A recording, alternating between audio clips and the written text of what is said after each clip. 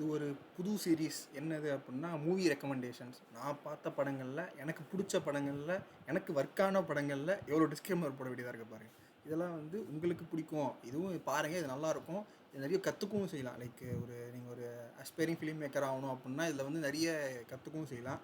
நான்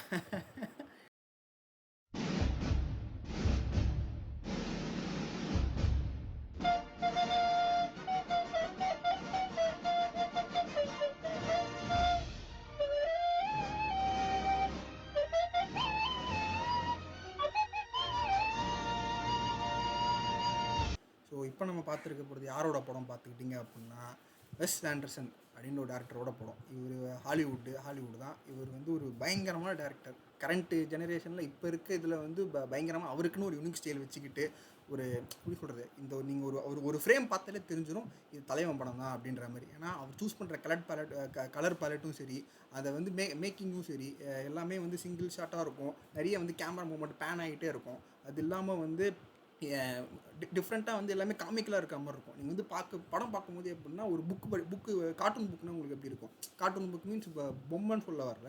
நீங்கள் பாருங்கள் அந்த அவரோட படம் எல்லாமே செக் பண்ணி பாருங்கள். அவரோட ஃபேமஸான படம் கண்டிப்பாக அந்த இது டார்ஜிலிங் லிமிட்டெடு, பூதாபெஸ்ட் ஹோட்டல், அதெல்லாம் கண்டிப்பாக பார்த்துருப்பீங்க.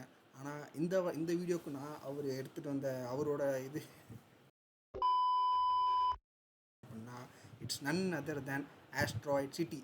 நீங்கள் இது ஐஎம்டிபி ரேட்டிங்லையும் பார்த்தாலும் சரி, லெட்டர் பாக்ஸ், ராட்டன் டொமேட்டோஸ் எங்கே பார்த்தாலும் சரி, இதோட ரிவ்யூ வந்து ஆவரேஜாக தான் கொடுத்துருப்பானுங்க. ஒரு 5க்கு 3.5, 10க்கு 7 அந்த மாதிரி தான் கொடுத்துருப்பானுங்க. பட் ஆனால் இது ஒரு சூப்பரான படம். இதில் வந்து நிறைய பிளாட் இருக்கும் படத்தில். வந்து எப்பவுமே வெஸ் ஆண்டர்சன் படம்னாலும் இப்படி தான் வச்சுக்கோங்களேன். ஒரு மேலே ஒரு பிளாட் இருக்கும், அதுக்குள்ள நிறைய சப் பிளாட், தனித்தனி கேரக்டர்ஸுக்கும் பிளாட் இருக்கும். அந்த மாதிரி இந்த படத்தில் இருக்கும். ஆனால் இது வந்து ஒரு மாதிரி புதுசாக இருந்துச்சு. இந்த பிளாட் வந்து உங்களுக்கு யோசிக்கும் போதே செம்மையாக இருக்கேடா அப்படின்னு இருந்துச்சு. அதனால தான் இந்த படத்தை நான் உங்களுக்காக எடுத்துகிட்டு வந்து பார்க்கணும் அப்படின்றதுக்கு. இது வந்து ஸ்பாய்லர் இல்லாமல் உங்களுக்கு நான் எக்ஸ்பிளைன் பண்ண பார்க்குறேன். ஒரு அப்பா, அவர் வந்து ஒரு ஊரில் வந்து ஆஸ்ட்ராய்டு விழுந்திருக்கும். அதனால் வந்து அவன் பசங்களை கூட்டிகிட்டு வந்திருப்பார். அங்கே வந்து என்ன நடக்குது, அந்த இடத்துல வந்து என்னென்ன ஈவெண்ட்ஸ்லாம் நடக்குது, அது இல்லாமல் அங்கே இருக்கவங்க அங்கே நிறைய ஃபேமிலி வந்திருப்பாங்க. அவங்க வந்து இந்த ஃபேமிலி எப்படி இன்ஃப்ளூயன்ஸ் பண்ணுறாங்க, அதனால இந்த கேரக்டர்ஸுக்கு என்னென்ன மாற்றம்லாம் உருவாக்குது, இந்த கேரக்டர்ஸ் எப்படி மற்ற இதுவும் வந்து இன்ஃப்ளூயன்ஸ் பண்ணுது, அதான் சேஞ்ச் ஆகுது அப்படின்னு சொல்லிட்டு வச்சுருப்பாங்க. இது ஒரு ட்ராமா.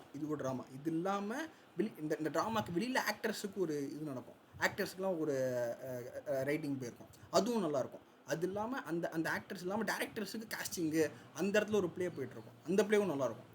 இந்த பிளாட்டே தான் சூப்பர். அதாவது நீங்கள் வந்து ட்ராமா பார்ப்பீங்க, ட்ராமா தான் மெயின் பிளாட்னு வச்சுக்கோங்களேன்.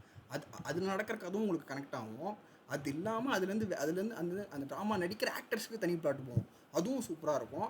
அது இல்லாமல் அதுலேருந்து வெளில வந்து அந்த டேரக்டர்ஸு அவங்கவுங்க பண்ணுற இதுவுமே வந்து சூப்பராக இருக்கும். இதனால தான் இது வந்து ஒரு நல்லா அந்த பிளாட் என்னை பயங்கரமாக அமேஸ் பண்ணிச்சு அப்படின்னு நான் சொன்னேன். இந்த படத்தோட காஸ்டிங் எல்லாமே ஸ்டார் ஸ்டடட் காஸ்ட்டாக இருக்கும். எல்லாருமே தெரிஞ்ச முகங்களாக இருப்பாங்க.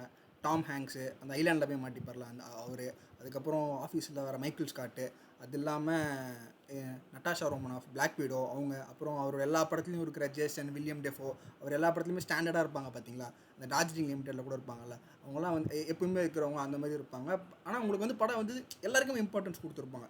இப்போ வந்து இவங்களை எடுத்துகிட்டு வந்துட்டோம் அப்படின்றதுக்காக 2 சீன் இல்லாமல் அவங்க எல்லாருமே கதையில் வந்து இம்பார்ட்டன்ஸ் கொடுத்துருப்பாங்க. நல்லாயிருக்கும். தனித்தனி பிளாட்டுமே அந்த சின்ன பசங்க பிளாட்டும் சூப்பராக இருக்கும். அது இல்லாமல் கொஞ்சம் அடல்ட்ஸ் இருப்பாங்க, அவங்களுக்கும் தனி பிளாட் போயிருக்கும், அந்த பிளாட்டும் நல்லாயிருக்கும். கொஞ்சம் ஸ்லோ பர்னிங்காக இருந்தாலுமே உங்களுக்கு அந்த பிளாட் வந்து உங்களுக்கு பிடிச்சிட்டிங்க, உள்ளே போயிட்டீங்க, அந்த செட்டிக்குள்ளே போகிற வரைக்கும் உங்களுக்கு என்ன இது ஒன்றுமே புரியலையே, என்ன சொல்ல வரா அப்படின்ற மாதிரி இருக்கும். இது இவர் வேறு இருக்கார், பிரைன் கிறிஸ்டன், அதாவது பிரேக்கிங் பேடில் எதுவும் அவர் வரல ப்ரோட்டகனிஸ்டாக அவரும் இருப்பார். ஸோ இது பாருங்கள், உங்களுக்கு பிடிக்கும்.